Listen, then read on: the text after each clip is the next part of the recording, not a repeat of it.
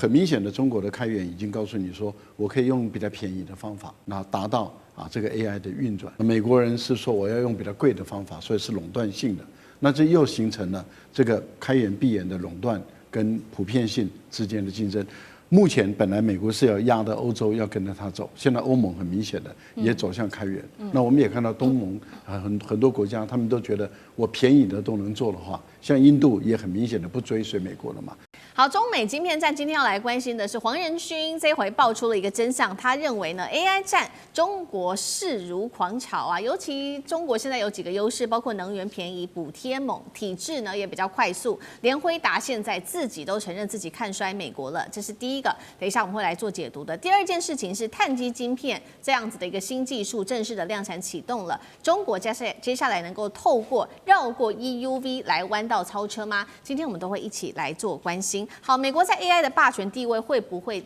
不保呢？因为这一次不是中国自己宣告胜利了，我们要来看到是连辉达都不看好，因为黄仁勋自己亲口说的，他说美国恐怕在人工智慧的竞赛当中会输给中国。金融时报特别做了一个分析，他认为现在中国的优势包括了中国地方政府针对采用国产的 AI 晶片资料中心啊，电价是直接给了减半的补贴，甚至现在还有所谓的算力特区，用政策去强力支持这些地方。3个地方哦，包括了甘肃、贵州、内蒙古都因为现在能源比较便宜，地价比较低，还有政府的政策支持哦，成为了新的 AI 伺服器的重镇。同时啊，美国现在面对的问题就是确实它的监管还是比较严格的，然后比较繁琐的，政治上面的争吵跟审查也要比较久的时间。所以黄仁勋现在认为，美国各州哦推出自己的 AI 新法，形成了50套不同法规，都是在扼杀他们的发展。相较之下，大陆有国家力量跟产业的整合，都有利于在未来 AI 的发展上做全面的逆袭跟超车。节目一开始来请教赖老师怎么看了黄仁勋他的这些说法，你怎么看？中国能够靠体制来反杀美国吗？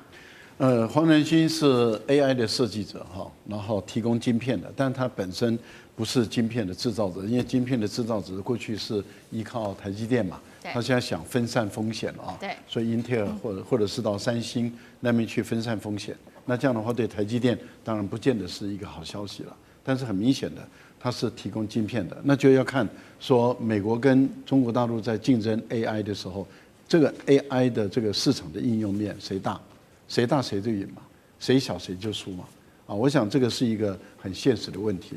那谈到这个中美的竞争，你又要回过头来谈到有关于开源跟闭源的问题。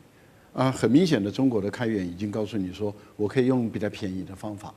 那达到这个 AI 的运转。美国人是说我要用比较贵的方法，所以是垄断性的。那这又形成了这个开源闭源的垄断跟普遍性之间的竞争。目前本来美国是要压的欧洲要跟着它走，现在欧盟很明显的也走向开源。那我们也看到东盟很多国家，他们都觉得我便宜的都能做的话，像印度也很明显的不追随美国了嘛。好，那这个就是一个本身的一个基础条件。那除了这个基础条件以外，那接着就要看的是哪一个国家发展最大。那当然，中国大陆目前来讲，所有的 AI 大家都发现它的算力需要大量的电，对，你没有电你不可能，这个是很现实的一个问题。可是问题就在于美国的电怎么办？川普也急得不得了啊，所以川普他说我要发展核能，他已经宣布了嘛，所以我们看到新屋现在这个开心的不得了嘛，说哎呦这个以后的市场很大。可是问题是，核能电厂要盖多久？要花多少时间盖？是1年就可以盖起来，还是要5年、10年？它是很漫长的一个过程。那你这个能源的供应，很明显的基础设施，美国的现在的能源的电力，很明显的是少于中国的电力。而中国的核能，目前来讲，在盖核电厂中，中国的核电厂占1半。再加上中国有清洁能源，那清洁能源再加核电厂，再加火力发电。那这个部分里面，对中国大陆来说的话，它的能源的政策很明显的是成功的，而美国落后了。黄仁勋的焦虑就表现出来了，因为能源你要在短时间内你要赶得上中国，我觉得他认为他是悲观的，我也觉得悲观。是美国不可能在短时间内能源赶上中国，那一旦都是在工业化发展，那你的能源不够你怎么办？接着当然他就讲到环境的问题了。然后另外就是政策支撑。美国坦白说，它没有计划经济，它没有计划经济跟市场经济的相互搭配，也就是说，它没有国家市场的指引。那在这个部分里面，美国很明显的在结构上，在政治体制上，它一定是输的。这个摆得很明白了。那只是说你现在认还是不认而已。是好，我们看到中国大陆它用国家之力政策来支援中国发展 AI 那另外一方面，产业界他们其实也在这个晶片的技术上找到了解方。我们今天要来关心的是这个晶片材料，现在也弯道超车哦。接下来可以不要用 EUV 吗？等一下我们来看一下正式的是看到大陆跨入到了是碳基晶片的时代。那么重庆这个地方首条的碳基集成电路生产线已经正式的量产启动，预估2028会实现年产能达到10万片。了解一下它的性能会直追7奈米的细基晶片。那它的优点是它的功耗比较低，散热比较快，而且速度会更猛10倍。关键是不用靠 EUV 了。相较于这个细基晶片，它有许多的优势。委员又怎么看？这可能是一个误解哈，因为碳基晶片目前用的叫做碳奈米管叫 Carbon Nano Tube 这样来做的。这种碳奈米管可以做到可以取代那个细晶片里面那种晶体管的这种效果它的布线各方面它是属于比那个现在细晶片更高一级的。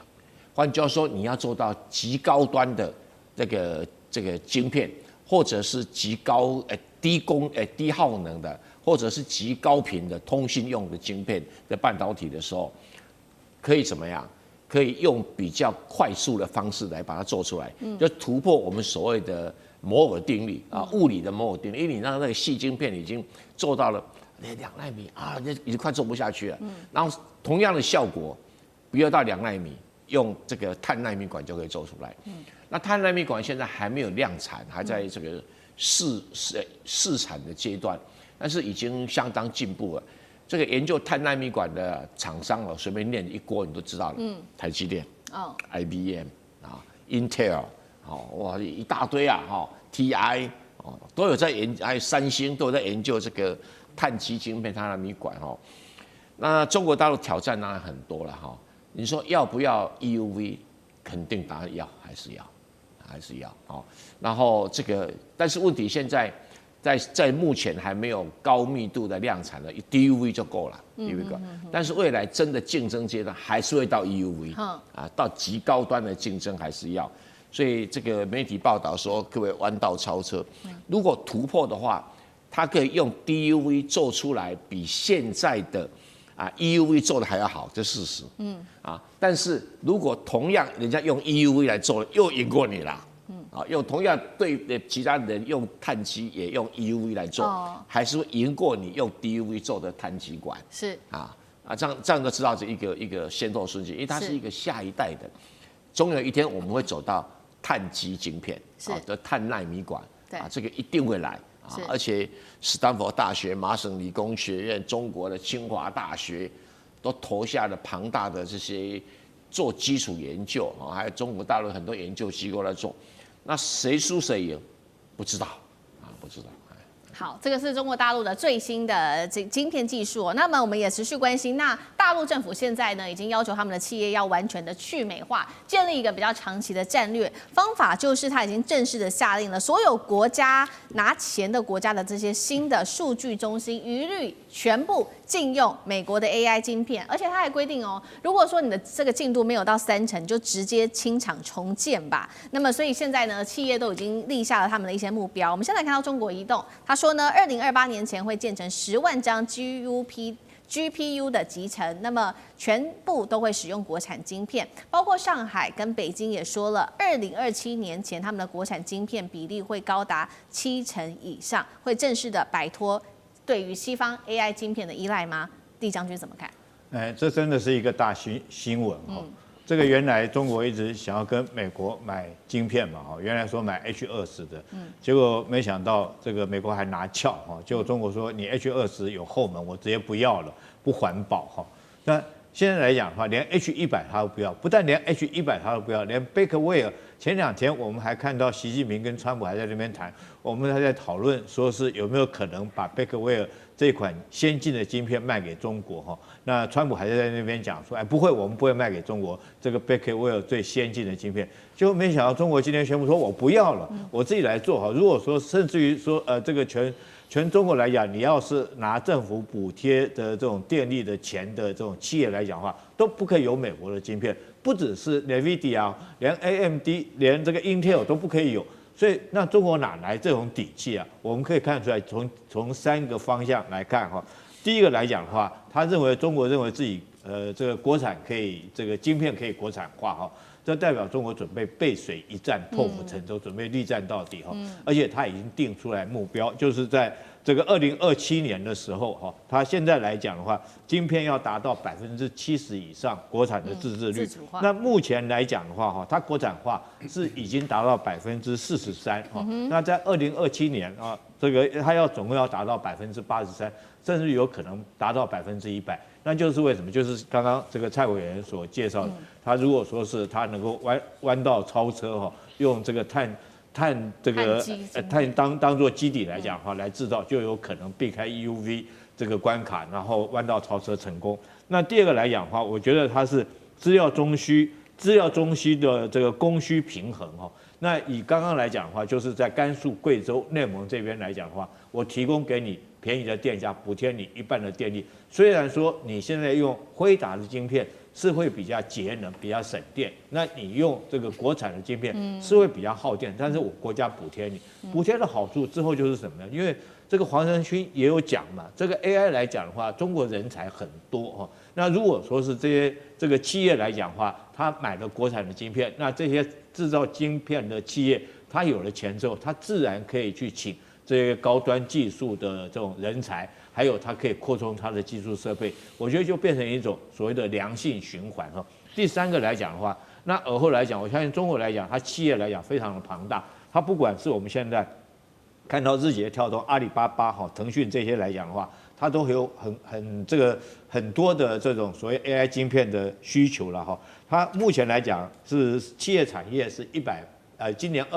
去年2024年是185亿人民币哈，那预估到2027年的时候可以翻2倍到776亿人民币那么多。那我有那么多的一个市场的需求，那我当然有这种底气来跟美国叫板。我觉得这一把来讲的话，看得出来中国在 AI 晶片方面来讲，它彻底的摆脱美国。那我想说，黄仁勋这时候应该一个头。莫雷修在那边烦恼不知道怎么办哈，他贝壳威尔晶片如果卖不出去，其实对他企业来讲的话，可能他没有经费在做尔后的开发跟人才的聘请。现在矽谷全面的中文化非常的有意思哦。今天我来看的是中国大陆现在坐拥全球的70%的 AI 专利，跟美国做比较的话，现在是57-7的一个关键技术碾压，未来科技华人做主。今天我们会来关心这个大主题，因为呢很有趣的事情是，今天的矽谷最流行的语言，大家觉得本来是英文，但不是了，现在竟然是中文。几周前这一场 OpenAI 的开发者年会上面，场上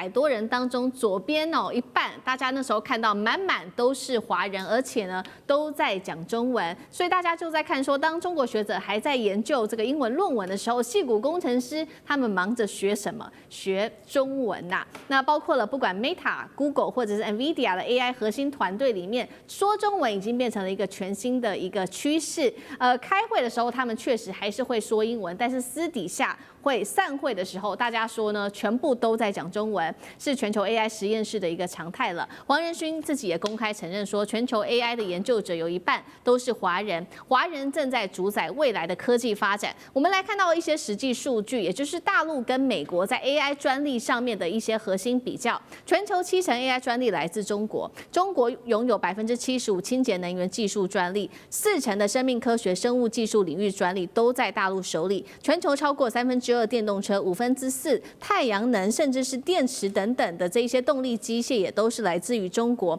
拥有全球1半以上的5G 的一些基地台，包括开源模型的中国厂都是由他们来中国大陆做包办的。所以呢，我们来看到这一位呢是这个前 Google 的董事施密特也直言了，董事长他说，如果美国拒绝承认中国的成就，那么终将失去第一强国的地位。连现在 Airbnb 都弃用GPT， 改用阿里通义千问，全球科技的权利，我们可以说转向华人了吗？上次哥怎么看？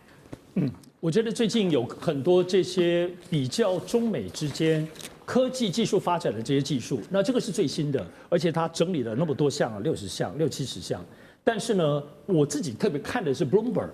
在10月份也推出了13个指标，我认为这个指标很值得参考。他特别提出了在中国大陆13个里面美国只剩下绝对领先1个。有5个中国大陆是遥遥领先，我想大家很熟悉，包括无人机，我还是要讲一下无人机、太阳能、石墨烯，另外高铁跟电动车跟锂电池5大项。除此之外，他说另外有七大项，中国现在是快速的追赶，可能在美国是伯仲之间。这里就包括我们刚刚谈了很多，而且很重要的，包括人工智能，包括半导体晶片，另外包括类似像生物科技，另外还有包括像什么 LNG 造船的技术我想 Bloomberg 这个部分，尤其从产业投资全球的比较，而且13项来比较，美国只剩1项绝对领先。所以我觉得这已经那么多的更细化的在比较，这里头是包括从产业界，包括从研究的区块，还有经济学家们，因为像这样子的统计都不是什么媒体在搞的，都是由经济学家设计出一个对比的模型，有很多参考的数据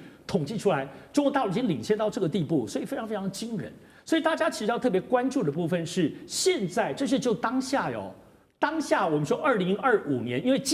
去年确实中国怎么说呢？很多东西开始揭露，除了我们知道的无人就电动车的这些市场上的东西，我们想包括那一些稀土跟更多的。中国大陆到底强到什么地步？就这2年，中国大陆开始让大家看到，包括航太技术，包括军事武器，大家才吓到说，原来是中国已经是到这个地步，不揭露还不知道。所以要知道，现在中国大陆从今年开始，2025年之后，尤其2026年，中国大陆进入了“15-5”未来的5年跟10年的计划了。而且这里头其实有蛮多清楚的描述，但是我提醒大家，15-5到目前为止我们是中共通过了他的建议，接下来蛮重要是12月中旬的时候都会有中共中央的经济工作汇报，这个部分又是统整，然后再来就明年的2月、3月的时候，两会会通过这个15跟所有的细项，也许包括两岸之间相关的建设的东西，也就是说，现在中美的科技。未来5年，明年中国会发达到什么地步？明年2月就会全部定案了所以这里头我们对比，那美国呢？美国现在有很多新的投资，但美国能够有5年、10年的计划吗？川普还剩下3年呢，他选上已经只剩1年了，还剩下3年。所以这些非常浩瀚的美国想要追上的计划，面对现在中国大陆继续叠加，我们刚刚讲已经13样，只剩1项，美国绝对领先。你以为中国就坐在那边龟兔赛跑等你吗？中国是更新的技术不断的叠加上去，而且它是跨领域的无人机 AI 技术会用到高铁，用到别的跨来跨去，跟美国 AI 就是做 AI， 晶片就是做晶片，分离的产业的发展又不一样，所以中国科技的强悍的进步，在接下来对美国产生的压力很难以想象。是，那美国会不会失去这个超级强国的地位？等一下请干哥来带我们看。另一方面，我们看到另外是来自于澳洲战略政策研究所的最新报告，他特别提到是说这20年间是最关键的，因为他认为说美中科技的霸权已经彻底的翻转了。20年前，当时美国64项的专利当中，他就拿下60项，那到了2023年，大陆则是反超了57项，美国竟然只剩7项。干哥又怎么看？好，那你看到澳洲战略政策研究所他所引用的大部分是黄仁勋的看法，黄仁勋真是先知他说我告诉你，你如果再不跟中国合作的话，对美国不是好事，而且现在有1半以上的 AI 的技术资源都集中在中国人的手上，中国科学家早就已经快抵达2/3之谱。如果再这样下去，第一个我说15-5结束以后，会不会中国科学家在所有 AI 领域的80%、80%以上？我觉得这已经不用看了，因为他已经晓得NVIDIA 站在世界的前端，他已经看到了。所以你现在在矽谷，你一看到 NVIDIA Google 或是 Meta， 你都可以看到，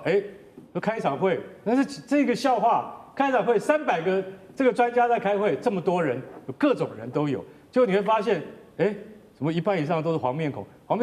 然后开会的时候每一个人都要讲英文啊，对不对？好，然后大家讲的头头是道，结果上会啊，看酒会的时候，喝鸡尾酒的时候，就全部都开始讲中文。奇怪，怎么大家都讲中文？老外在旁边就似懂非懂，对不对？你们还要 translate 一下，还要翻译给我听一下，你们这些中国科学家到底在讲什么？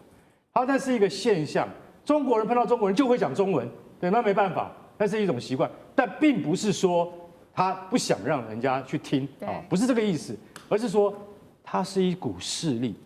好，这股势力引燃而成，为什么引燃而成？大家还记得 Meta 有个超级智慧实验室吗？刚开始44个人，谁来带？清华大学毕业的赵成家，还有另外一个是谁？首席科学家，那就是研究的负责人啊，叫做宋阳，他们都是清华出来的人。当初这44个人只有十几个是中国人，现在已经100多人了，全都是中国人。你就晓得说啊，那没办法，我跟你讲为什么？因为中国人勤勉、上进，而且往前冲。这个就是说，你今天会遭遇到这样的问题，并不是说美国不强了，还是说美国不认真，而是说中国人的认真就是说不是在你的逻辑范围之内可以去思考。刚刚上次讲的非常清楚，很多种面向跟行业。其实我说句实在话哈，我们提到说1896年啊，在李鸿章第一次梳着辫子抵达纽约港的时候，大家看到纽约帝国大厦跟一大堆高楼，他就想，这是哪一个世界？这个大概是外星吧，对不对？100年前，100年后呢？你要看高楼吗？你到宁波看就可以了，你不用到北京去看。然后呢，还有各种高铁，还有各种你就说什么3折机的手机，这些美国人都没看过，而且美国人要什么时候他才能够追得上来？施密特，Google 前董事长，他讲得非常好。中国技术的跃升这么惊人，美国屈服于傲慢或敌意，到现在还是傲慢跟敌意啊，认为中国就是模仿来的、学来的，不是。现在我跟你讲，连他们的那个拉布布都是自己创的，所以你就要晓得说，中国人在这么多领域跟方面，他们都在创新，他不再模仿。你第一次遇到可以跟你在科技上面直接对打的对手，美国你要赶快醒过来了，因为那个已经不是偶尔，已经变成常态了。你害不害怕？我很害怕。是好，这场科技中国大陆正在全面的发展快速当中，尤其我们另外也要来看到，在深圳这边正在举行的现场是他们的高工人形机器人年会，上千家的企业挤爆展场，而且机器手臂竟然比人还多。现在有个最新数据说，在去年呢，全球的新安装54.2万台的工业机器人当中，大陆占比就高达54%哦。那么它的现役机器人总量突破200万台，已经连续11年都是稳居世界第一的。摩根士丹利分析了大陆长期在科技上面的优势，共3个：政策、资源跟教育。聂老师怎么看？最终中美谁是优胜者？我觉得当然这个刚刚讲的有道理，讲李鸿章的故事的确是这样，但是我觉得时间100年有点长了。我就讲30年前，我以全身份到中国，那个时候中国一片烂泥，他连一个亚克力都没有，全部就油漆木板。现在的他，不要说30年，10年就大巨变。我先讲一下，您刚刚在前面讲到的科技不是中国领先多少吗？这篇文章不管你看不看得到，叫《中美科技冷战盘点世界领先的7大中国科技》，这个是2019年BBC News 报的，5月27号在彭博的 News 出来。我跟各位报告，我看了这篇以后，我很感触。然后北京大兴机场开始做虹膜辨识，那在全世界已经很前卫。我因此写了一篇文章，甚至我又加写一个强国需要强 AI 孩童教育。我觉得我们的对岸，它整个课程全改造了。我跟各位报告一下，我昨天半夜从南京回来，我在南京大学也主持会议，在整个会议场，在看到他们的题目，现在金融的课程在学生已经，我们还是第一志愿，基本上他们已经不是，而且很落后，重点都是全是科技科，而不除非你金融加科技，所以他们叫做金融的科技重塑。我重点是我去年到广州的华南理工大学，他们的学校一定是一个新区。所有的11所学校在一个新区里面，我见到南京大也不是我以前的中央大学的主校，而是它一个分校仙林校区，也是11个学校在那个园区里面，你会发现我组织的会议爆满，学生玩的不断的问问题，然后呢问所有的学者一直抓，然后回来一堆的微信抢跟我回，然后说那个教授或谁谁能不能向你学习？我跟各位讲，我是一个学者，在场也有学者，不管你哪个学校，当然我们私立学校的学术能力不会比国立差，但重点不管你国立私立，我们现在一定要认知书很多。他们的研究方法太厉害。我现在讲，他们的园区在强调一个叫做领域交叉，科技领域在金融，所有东西都交叉。台湾的教育真的，我们的媒体所形塑的都是西方教育非常 narrow 的这个一些印象。我必须跟大家讲，我们说我们看，你先不身临其境算了，我是身临其境感受，在美国大家又常去我们的对岸，但是我们看媒体不能只看西方媒体。你一定要深刻了解一个进步的国家它是怎么进步的，里面的面面相向真的非常可怕。我觉得不管是从政策、教育或者是资源，我觉得对岸的未来真的还不可衡量，它还在往上冲。好，中美之间的晶片战，赶快来看到是这一回是川普要怕了吗？因为他吹牛说呢，这个 Blackwell 领先了10年，结果竟然是被黄仁勋亲自打脸。另外，今天也会来关心到的是大陆的长兴 HBM 有了重大的突破，美中的这一场科技战现在可以说是正式的要彻底脱钩了吗？今天我们会一起做解读3个火线话题，等一下请来宾来帮我们做解答的。川普呢吹牛，他说 Blackwell 领先10年，结果黄仁勋就冷回他说，事实上呢，只差了几奈秒而已。美国禁令会不会让中国反而自己突围呢？等一下来关心的是长兴的这个新的记忆体的技术哦。现在说良率已经逼近了3星，市占率更高达15%。中国记忆体4强正式诞生，美国还有办法卡脖子吗？最后我们来看到是会不会有了华为撑场 AI， 长兴撑记忆体，中美之间未来会各走各路呢？今天都会一起的来做解读。我们来赶快关心到的是中美的科技战火越烧越旺。这一回呢，川普他在搭这个空军1号的时候，再度的开口，他这样说，狂吹。他说辉达的 Blackwell 晶片卖给别人，这一款晶片比其他所有晶片领先了10年，而且他说不会把这一款晶片卖给中国。另外呢，我们来看到黄仁勋就是立刻打脸了，他说中国晶片只有落后几奈秒的时间，任何低估华为的行为，他认为都是非常的愚蠢的。好，那杨老师怎么看？你知道奈秒它是一个时间单位，它是1秒的10亿分之一，哦，那我们通常有人大概现在都知道医美讲皮秒，对不对？那1奈秒等于1000皮秒，所以这个是它的形容，就是说非常的短暂，哦，非常的短暂。中国跟美国这个差距，但这个差距它的形容当然这是一种形容词，你一定要了解啊。可是实际上，现在你看黄仁勋这1、2天正好就在华盛顿召开辉达的就是开发者大会，他又再一次的强调，因为在 APEC 的会议上，哦，他也做了演讲，在他演讲之前，川习会举行，可是没有谈到晶片。美国这边是有就是说提到大陆这边会解禁一些限制，可是大陆这边也都没有提到任何相关的晶片的问题。那尤其就是辉达的 Blackwell， 而川普也明确的讲，他没有谈到这个东西。可是黄仁勋就不断的说，你要卖给他，因为他现在过去的市占率从95%现在降到几乎是0%，而整个对华的市占率不断的往下降。H20这种降格的产品都被认为要增加课税，被美国要课15%，而中国大陆官方甚至说这边可能有后门。那习近平还把它当作笑话，跟李在明说：“我送你一个小米机啊，看看是不是有后门。”所以这样的情况显现出辉达在大陆这边的这个市场现在受到局限。那黄仁勋一直不断的强调，其实让大陆用美国的技术，反而是可以去主导中国大陆在相关的科技发展上，未来在技术的依赖度上，还是需要美国啊。然后当然也让美国企业能够有所获利，你获利就可以转为做投资。作为什么研发，那你永远在技术上可以领先。现在 Blackwell 面临到的挑战就是华为，华为的这个升腾910C 和910B 它的这个 AI 芯片已经被腾讯、百度和位元组、跳动等公司采用，那现在用于在推理工作。所以这些 AI 的芯片，当然你说跟辉达一定还是有差距，而且另外一个问题，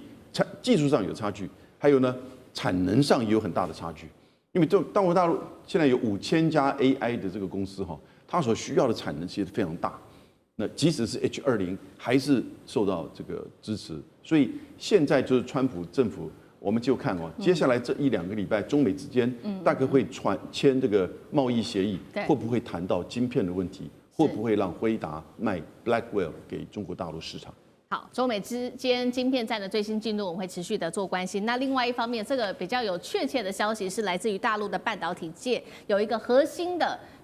技术上面的一个新突破，这是长兴存储了。我们来看到是他最新的宣布，他说呢，之前大家还记得吗？美国掐住大陆的 HBM 嘛，但是长兴存储这一次宣布了它的 HBM3重大突破，而且重点是良率竟然是逼近了三星，那么已经开始向华为等客户送样了。预估呢，2026年就是明年就会开始做全面的量产了。大家把 HBM 视为是 AI 晶片很重要的心脏，能够造出来才代表了一个国家的算力国力。那美国过去用这个来掐住大陆的脖子，结果现在大陆是用技术来做挣脱。刚刚讲了嘛，它不但量产，而且速度更快了，功耗更是一举下降了30%，良率产能也都上升起飞。目前现在做了一个估算，说明年底大概全球市占就可以高达15%，让大陆正式杀进了记忆体4强的行列。那么长兴存储也预计了，明年的第1季就会在上海正式的 IPO， 市值现在预估上看3000亿人民币，这是中国科技业跟美国分开的一个重要分水岭吗？美国未来还能靠 AI 记忆体卡大陆的脖子吗？委员怎么看？我们先跟大家讲一下哈 ，HBM 就是高频宽记忆体，它其实就是 DRAM 的一种，它只是用3D 的方式把它堆砌起来，然后可以直接粘在这个所谓的 AI 的晶片的基板上面。这什么概念？因为 AI 的晶片有3种啊，第一种就是这个辉达擅长的 GPU， 第二种是 Google 的 TPU， 就所谓张量处理器。那第3种是华为跟寒武纪的所谓 MPU， 就是神经网络处理器。它是3种不同的 AI， 它虽然都不同，但都是在做高速的训练推理啊。那么这里面所需要都是上兆元单位的运算。那你在运算在处理的过程里面，它是一方面运算，然后一方面累积记忆，就是资料放在记忆体里面，然后跑到 DRAM 里面，跑到这个 AI 运算完又送回去，是不断的这样来来回回，所以要速度非常非常的快，所以要高频宽记忆体啊，高频宽就是高速公路好几线道啊，低频宽就是高速公路只有2线道或1线道这样的一个概念。那高频宽记忆体呢，现在是全世界只有3家做得出来。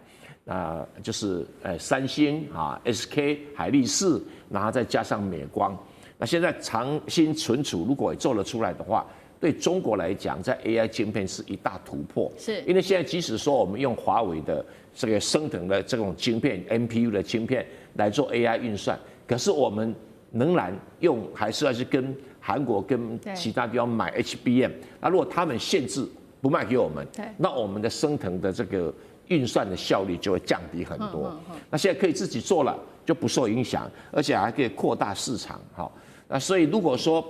我们可以自己做 AI 晶片，又可以自己做 HBM， 那现在剩下最后一个，就是我们可不可以有封装 CoWoS？封装 CoWoS 就是中间不要以前的什么线路图连接的，直接把连成一团，然后用垂直穿孔技术啊，我们叫什么 Silicon Through Via 这种穿孔技术。就等于几乎都没有线路中间浪费时间，会产生低功率。它 LP 就是 low power low power 的 DDR5X 就是5倍的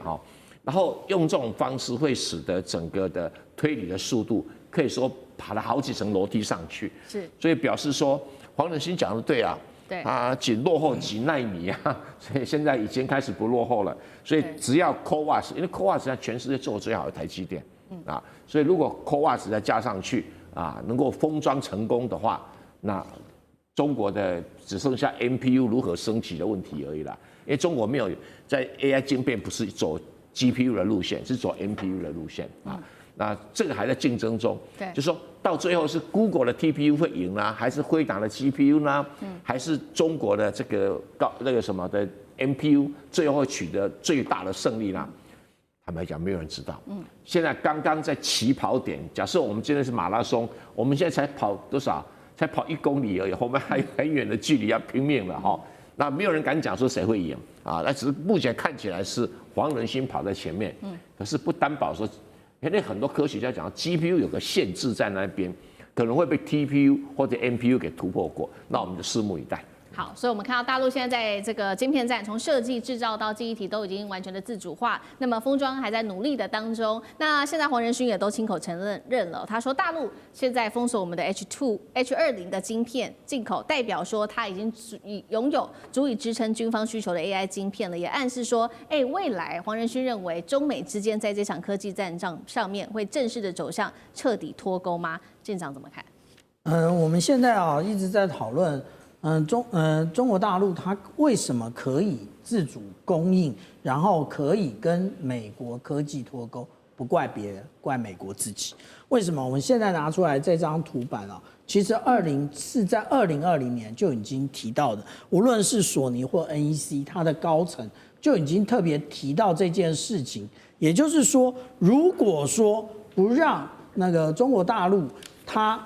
那个可以购买到这一些晶片的话，那其实真正最后造成的影响，也就是他自己另辟蹊径，他自己走自己的路。而且不要忘了，对于中国大陆来讲，它其实是举国体制，也就是整个国家的力量全部灌输在某一点上的时候，做什么都成功。那也就是当我们在看的时候，现在那黄仁勋这种讲法其实并不过头。为什么？因为黄仁勋他不是看现在，他是看未来。为什么未来只落后几奈秒？真正的原因是因为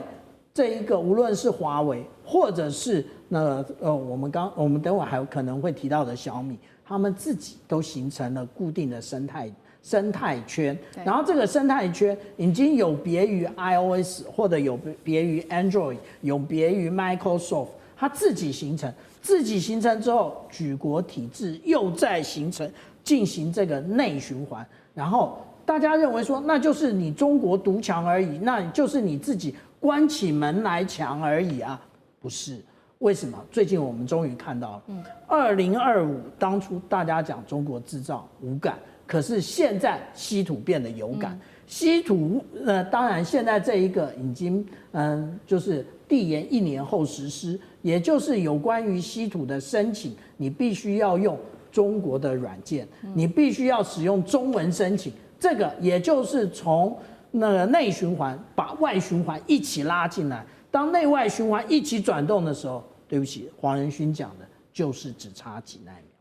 好，今天在中美晶片战，我们带观众朋友关心。先前黄仁勋不是说过吗？他说迟早有一天的，美国啊，你别以为自己在 AI 的领域上面稳赢中国，因为两边的差距真的只剩下奈秒而已。这个话才说完，我们要来看到他还说了，说华为会取代辉达，也都只是一个时间的问题而已。确实是这样子的吧？这句话好像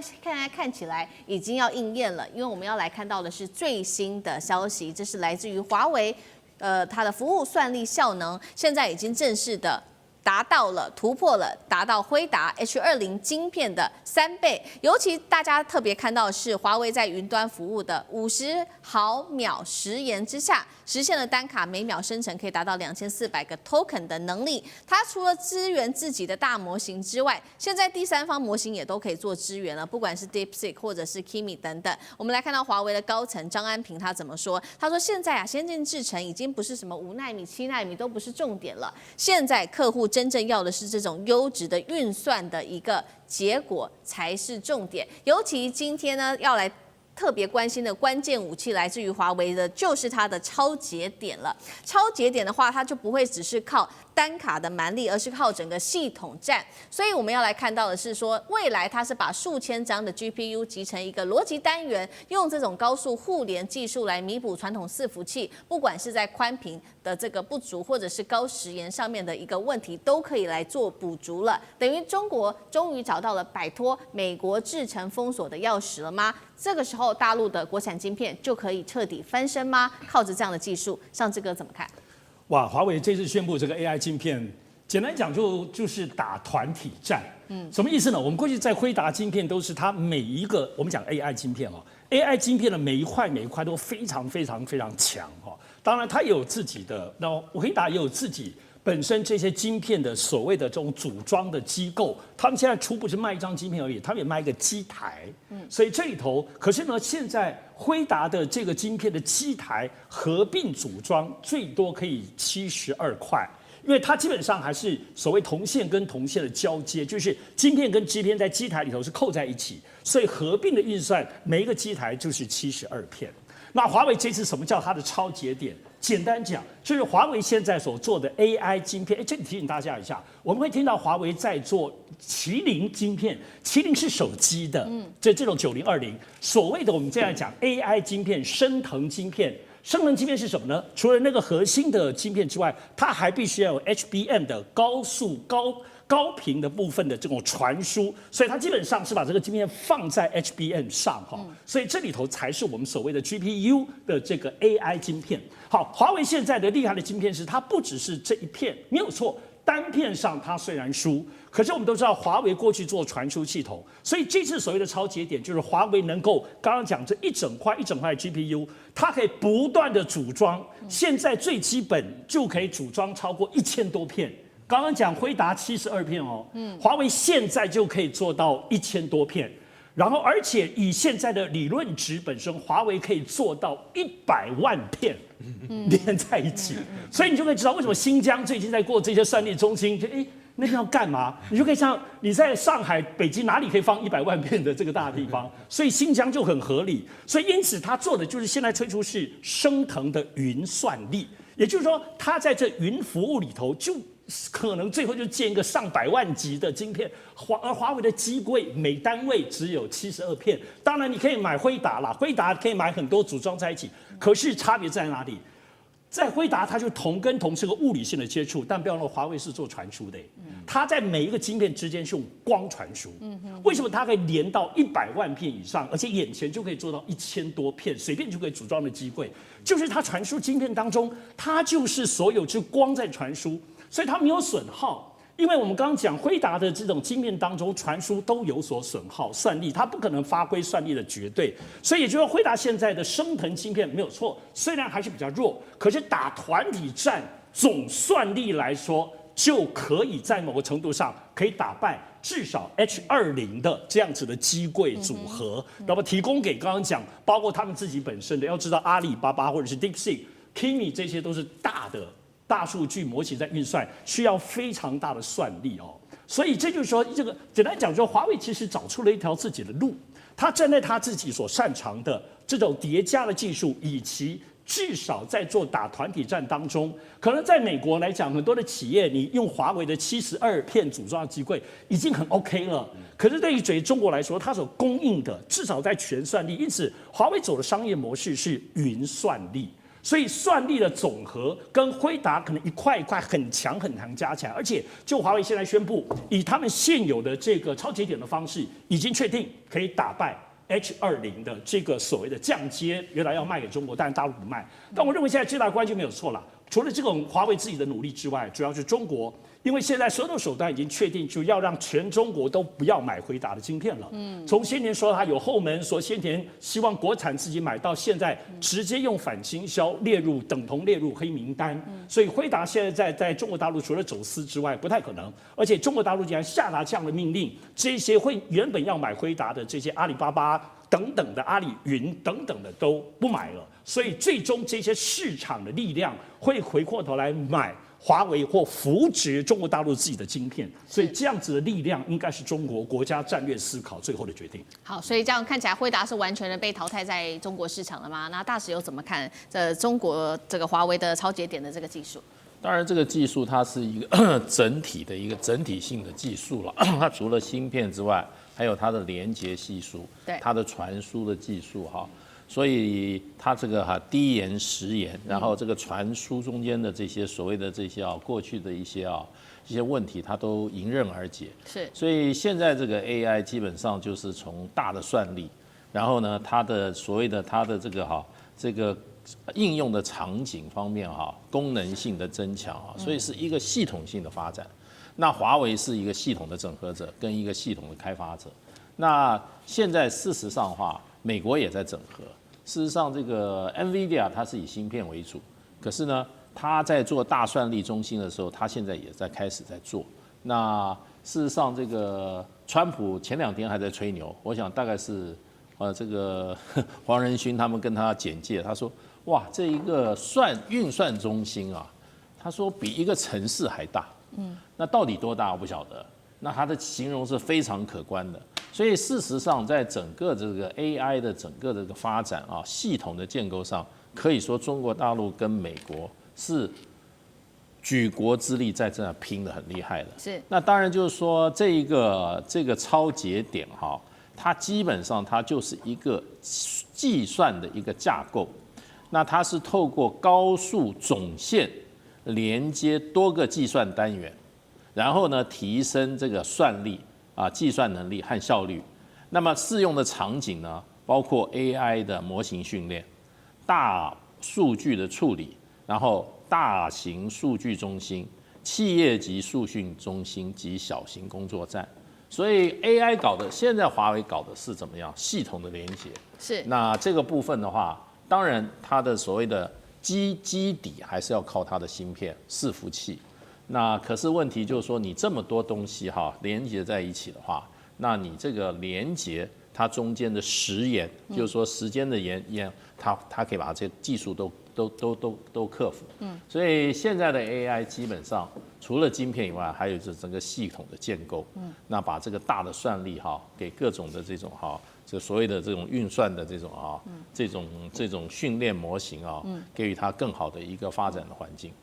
好，华为有了这个新技术之后，我们也来看到，所以它接下来呢，已经宣布了未来3年它有一个新的蓝图，一共是3年的计划。那我们请导播帮我们 take 上面包括了未来3年的蓝图，它主要就是发展在它的升腾晶片上，不管是升腾，我们要先来看到2026年它说发展出的950PR， 这个会搭载自研的 HBM 记忆体，还有互联频宽可以暴涨2.5倍，另外还有升腾960、970等等都会持续的做升级。再来，刚刚提到的超节点也会持续的做发展。最后，我们来看到它也打这个 AI 的人才大战。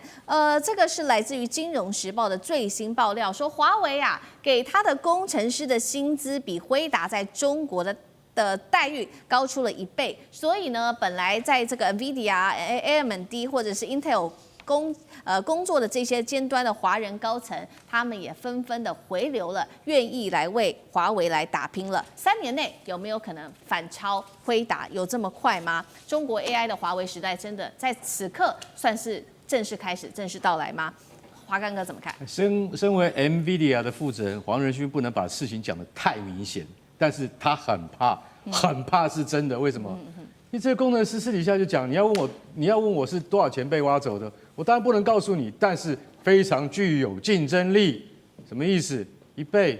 倍而已吗？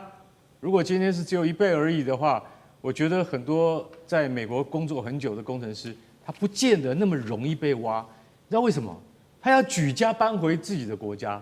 啊！老实讲一句，你归于回又不是那么简单。所以黄仁勋他很知道，他不但知道我流失了什么，或者是应该讲美国流失了什么，所以他认为说，现在美洲之间只有奈秒之差很小。华为3年之内弯道超车，我跟你讲，明天一觉醒来，说不定你就在某些领域被他超过了，这都是有可能的。为什么？国家请整个国家之力在支持晶片产业、半导体产业，所以我觉得这件事情，老实讲一句，美国他始终没有去理解到他的问题在哪里。而且刚刚那个谁，上次有讲了，他说我干脆我跟你讲，他说他的 Unified Bus 它连接多达15488片升腾的 AI 晶片，15000多片，那怎么连呐？你是不是要等于一个城市一样？本来就是。那我们有这样子的那个计划跟场域，可以去做这样子的连接。坦白讲一句，没有一个国家是做得到的。你在美国，你要怎么样？要先选址，再设厂，再开始开发。其实这些东西都经过很多很繁琐的行政程序，所以用这1万多片的这个晶片的连接，他说你看那个华为的那个轮值董事长张平安他就有讲啊，未来不是5奈米或7奈米的问题，是云算力一定是要它的品质、它的优越性，所以最重要的不是几奈米的差距，而是你的云算力是不是真的能够达到客户的要求。很多在这个全球它等于实力直牛耳这些客户，他一定要你的算力是有绝对的保障的。升腾960、970在这2年之内，到2028年之内，一定会持续的改进。所以我觉得华为在这2-3年之内，它很可能会走出自己的一条路出来。而美国可能在这方面必须很认真的跟中国来谈一谈，就是说你是要继续，我现在 H20我都不要了，你现在到底还要限制我什么？对，我以后会有 H20 3倍的算力。所以我觉得像这个产业里面，我觉得很多惊喜啊，比它的国防武器还要令人惊讶。这是来自于华为哦。我们要来看到今天的火线话题会来讨论的，就是因为华为这次真的又砸了重金10亿，推出了这个叫天宫计划，并且正式的宣告 AI 代理时代开打了。那 AI 代理跟过去的传统 AI 又有什么不一样的新这个功能，或者是有什么代表性呢？等一下我们会一起来做关心。代表说中国要全面替代美国技术了吗？另外今天也会来关心到的是华为的升腾晶片，现在预估呢会4连发。接下来节目我们会看到4款的晶片哦，包括了这个超节点的算力都能够反压辉达吗？第2个问题，最后我们今天也会来关心这一次这个同样也是最新的消息，黄仁勋决定了1000亿来砸在 OpenAI 上面，美国 AI 最后能够甩开中国遥遥领先吗？等一下都会一起的来做关注。赶快来看到华为的最新动态，是在他们在全联接大会2025上面，他们宣布了 Harmony OS 5终端设备已经突破了1700万台，也就是在此刻，华为决定要推出它的天宫计划了。这一回投资金额是人民币10亿元，推动鸿蒙生态会从过去我们看到传统的 AI 走向 AI 代理。刚刚讲了嘛 ，AI 代理有什么样的特色？它可以自主的理解、规划，甚至执行任务、学习、调整，不会只是单纯的回应指令而已了。这个计划跟传统的 AI 有什么不一样？功能升级跟背后的战略，尚志哥怎么看？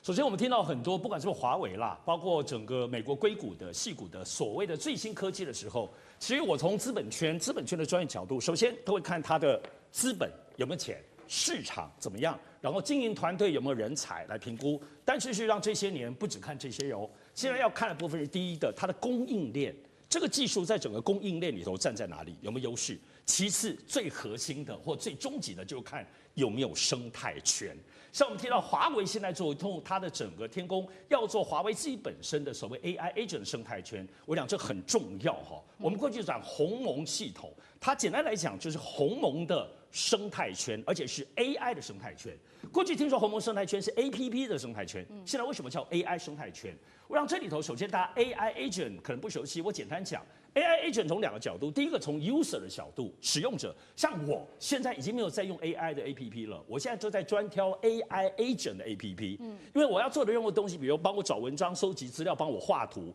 以前我要找3个 APP， 我现在只要找个助理，他直接帮我找 APP 就可以了。所以简单讲 ，AI 华为现在后面建立的 AI 生态圈也是一样，因为华为现在它的生态流就有超过1300多个很强而有力、经常被使用的 APP，跟他们这些开发的功能。可是你说要使用者去寻找，无论从 PC 或者从手机上很困难。所以华为如果建立这个技术生态圈去统筹，帮使用者去整理这个部分，我们现在看到可能是华为的一个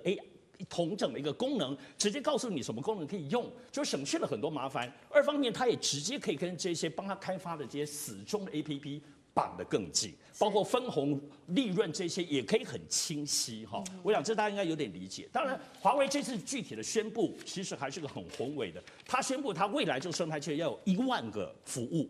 就1万个很厉害的服务的功能，要有1000个意图框架，什么意思呢？就1000个直接你就看得懂的东西，你即使是小白也都可以用，以及包括刚刚讲，他说要提供算力，让15000个他自己华为的人去供应。长时间15000人是帮这个生态圈去服务这些 APP， 也服务我们这些使用者。话虽如此，但我自己觉得最让我印象深刻的其实不是这个，因为这都可以先前推论。而是现在华为除了它的叫升腾950，也宣布960、970的更厉害的晶片之外，大家也知道它投资新凯莱，包括做光刻机，这些都是真的。但我这次比较惊吓的是，华为竟然也投资做 HBM。HBM 其实它是高频宽记忆体，就是说你开发的晶片要放在这个 HBM 上，它才可以快速的沟通。因为单单只有晶片，它只是算，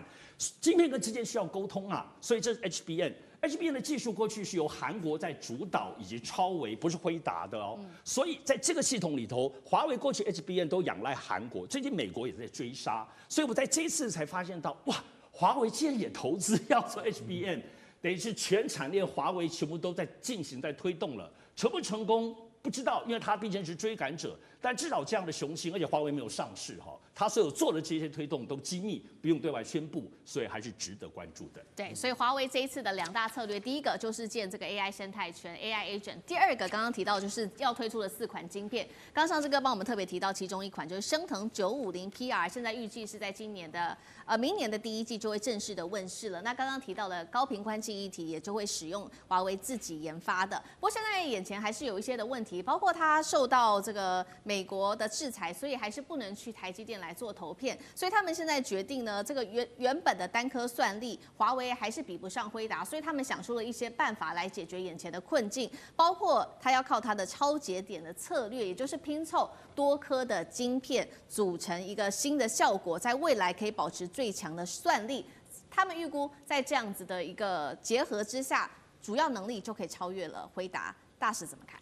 对，这个是华为一直在找的一个解决。它现在啊，就是说在制造芯片上没有办法这个运用所谓的这个极紫外光机啊，做7奈米以下的这样子的一个芯片的一个限制。那虽然华为也在尽量努力在这个光刻机上啊自力更生啊，杀出一条血路。可是，在没有办法啊找到像这个极紫外光机的取代品之强，它有很多途径。对，像比如说，它是中芯帮它这个试用这个深紫外光机，就生产出来了7奈米甚至5奈米的晶片哈。我记得这个华为曾经提过，他们就靠着什么堆叠的技术，还有一个是重复曝光的技术啊，这些事实上都可以。那你堆叠的技术，你把几片晶片啊，用封测的方式啊，你不必一片晶片，而是几片晶片加在一起，把它的能效提升嘛。那除了这些所谓超节点的突破以外啊，其实华为在 AI 的这个整个的这个跟美国的它的竞争对手在竞争的时候，它除了用硬体上面来硬碰硬之外，比如说那个超节点就是硬体的硬碰硬嘛，是我晶片是。因为照所谓的我们这个天宫系统啊，事实上它有3个大的部分，一个就是算力的这个底座，算力底座就是需要什么？就是需要晶片，是你就是需要升腾910C，甚至是更高，这个是硬碰硬的。可是还有一个部分呢，所谓的天宫系统，它要靠什么？模型平台。你要有算力底座，然后模型平台。比如模型平台，比如 DeepSeek 就是一个模型平台。那最近华为又推出一个新的，所谓就是说晶片跟这个什么也就是说逻辑晶片跟储存晶片之间的一个管理的一个系统。也就是说，你在你的 AI 的晶片，比如说升腾，它是属于逻辑晶片，那你要在这个所谓的记忆晶片，也就是 HBM 超宽频的这个记忆晶片里面，中间在这个高速的往返。把这些记忆的这些资讯在这个逻辑晶片里面相辅相成，然后做出想要的东西。可是这个取用 HBM 的这个过程中，他认为过去像这个NVIDIA 它的那个中间是有很多重复跟浪费的地方，所以他设计了一个新的 manager， 那它是一个系统，也就是说你的 AI 晶片在取用 HBM 里面的资讯的时候，它可以怎么样不需要那么大的储存量，它可以更精准的找到它所需要的资讯。就是说，你储存的精细，这是它另外一个另辟一个途径。所以现在华为的 HBM 被美国也断了嘛，现在它不准这个海力士跟这个三星卖给华为这些 HBM， 那大陆就这个华为用这种方式，所以就变成就是说，其实达到目的有很多种方式。那这些也是中国大陆在模型平台方面做的功夫。所以呢，这些科学的路径不是只有一条路，有好多条路。所以华为事实上除了硬碰硬的晶片制造设计外，那其他在这个模型平台上面它也在找出路。所以呢，最后大家就看你做出来的结果是如何。那华为这个天宫还有所谓的行业运用这一块，它要把 AI 的应用尽快推动到所有的千家万户里面去。所以就整个来讲，华为是齐头并进，各种新的方法，它都在一起在做。那这个可能比像 NVIDIA 这个公司只做晶片，可是它在大模型上面它事实上它一定要人家用它的大算力而不能够用小算力这样子的一个模式可能 NVIDIA 没办法突破，可是华为做得到。好，谢谢大使。那我们刚刚关心的是中国大陆它现在的进程。那我们现在也来看到，因为最新消息这个同样也是来自于辉达，因为它也最新宣布了，它接下来同样为了拼 AI， 所以它投资了1000亿美元帮这个 OpenAI 来打造它的下一代超级数据中心，用电量现在根据统计会高达10 gigawatts， 配备数百万颗 GPU 来支持它最先进的 AI 模型的开发。那这个就能够帮助美国 AI 甩开中国吗？干哥怎么看？1000亿美元是什么概念？知道吗？黄仁勋怎么这个大手笔要干这个事情？其实很简单，他其实就说我今天一定要能够保有我在 GPU 仍是 AI 的核心，就是我 OpenAI 是我的主要客户，对我投资它的话，以后在 AI 的供应链上面，我一直可以保持领先的地位，而且1000亿也是长期投资啦，也不是说一次就拿出1000亿美金出来。可是1000亿美金真的是非常庞大，华尔街真的被他吓一跳。他说1000亿美金，你知道是什么吗？那个 Nike 大家知道全球知名的运动品牌，它的市值就是1000亿零50亿美金，也可以换算成整个缅因州的市值啊。缅因州的 GDP 就是1000亿美金年 GDP， 那如果照你这样子讲的话，那黄仁勋是不是在冒大险？其实不是，因为为什么？他不是已经投资了50亿美金到英特尔吗？然后买了英特尔的4%的股权嘛，对不对？所以我跟你讲，他在这一关，川普已经可以同意他了。其实黄仁勋心里还是心心念念在想大陆这个市场怎么办？这才是重点呐，对不对？因为他们说你现在他不是有一个 RTX Pro 6000D 的这个晶片，他说现在大陆不要，为什么？因为大陆认为说，其实我跟你讲，我们现在就是要提升我们华为，刚大使讲的技术，对，华为自己晶片的技术。那老实讲一句，如果说你认为华为现在晶片还做不到的话，它总有一天做得到。我讲句实在话，大陆的总有一天不会太远，明年就是总有一天了。所以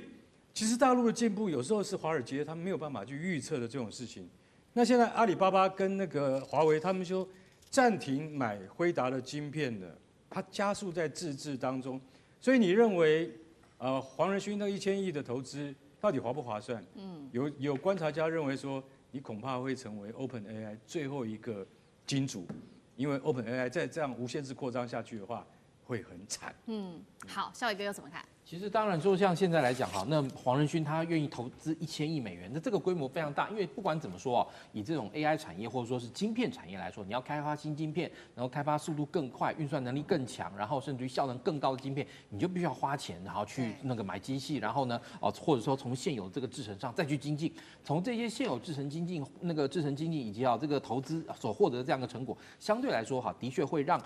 那个黄仁勋他在整个这个晶圆产业里面啊，他特别是它的这个晶圆设定是在这种所谓 AI 那个晶片，也就是说能够让它的晶片做 AI 运算跟提供这个那个功能。那这个时候它本身的这个如何能够让它的晶片未来在耗电量或者说效能上更为提高，这些钱花下去就是要做这些事情。那你说好，在未来的这个过程里面，你说现在中国大陆、美国现在基本上来说对中国大陆完全抱持了这样一个算是一个这个坚壁清野式的这样一个这个晶片的这样一个主角。所以在这个情况下，那对于美国来讲，如果说今天像那个